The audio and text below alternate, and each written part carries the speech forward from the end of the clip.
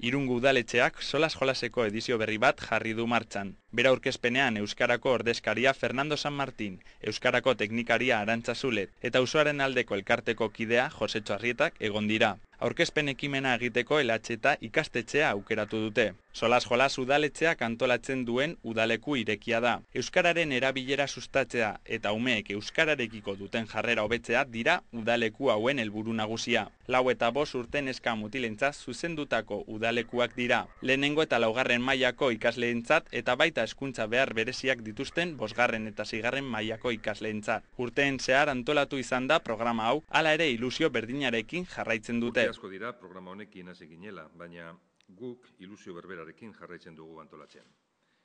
Izan ere, oso harrera ona du guraso, ume eta irakasleen artean, oso programa arraskatsua da. Tailerrak eta txangoak dira besteak beste solas jolasek antolatzen dituen ekimenak. Euskara ikastetxetik haratago erabiltzen den hizkuntza da. Hori da hain zuzen ere umeei irakatsi nahi dietena. Horretarako gurasoen papera ezinbestekoa da. Solas jolaserako lekuak zozketa bidez aurkeratuko dira. Aurretiko izan ematea martxoaren 7tik 18ra egin behar da 010 edota 9440505 deituz. Edo irun.org/euskara webgunearen bitartez. Hori bai, aurten ere, beste urteetan bezala, inoiz parte hartu ez duten umeek lehentasuna izango dute. Zozketan onartutakoen zerrenda martxoaren 28an argitaratuko da. Behin betiko zozketa berriz, udaletxeko ekitaldi aretoan izango da, apirilaren 11 eguerdiko 12. Lekua lortu dutenei etxera eskutitza bidaliko zaie behin-behineko izen ematea egin dezaten. Apirilaren 26tik maiatzaren 6ra. Bestalde ordainketa moduan hainbat aldaketak egon dira.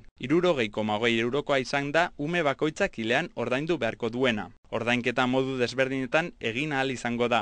Bankuetako kutxazain eta lehiatiletan eta baita internetez bidez Euskal Administrazioko ordainketa pasarelaren bitartez. LH eta Belasko Enea, Leka Enea, Tokialai, Dunboa eta Txingudi ikastolan antolatuko da aurtengo solas jolas.